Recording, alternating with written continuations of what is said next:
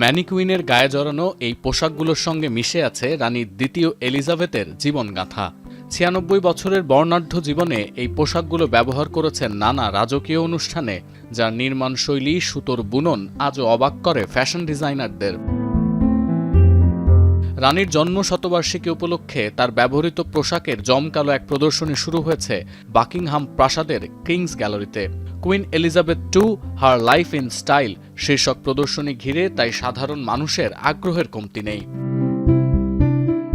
এবারের আয়োজনে স্থান পেয়েছে এমন সব পোশাক ও অলংকার যার অর্ধেকের বেশি আগে কখনোই প্রদর্শিত হয়নি।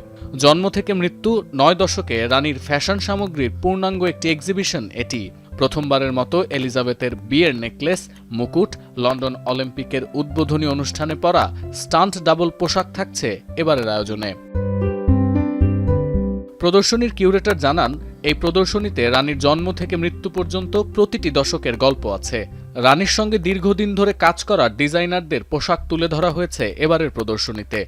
প্রদর্শনীর প্রধান আকর্ষণ ১৯৪৭ সালে বিয়ের পোশাক এবং ১৯৫৩ সালে রাজ্যাভিষেকের পোশাক ও দামি পাথরের তৈরি বিভিন্ন মুকুট।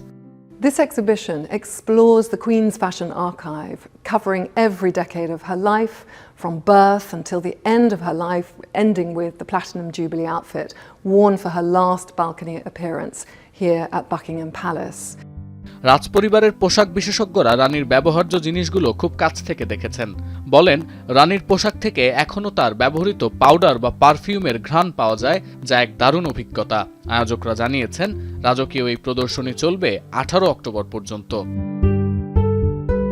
সতীর্থ কর্মকার, এখন বিশ্ব।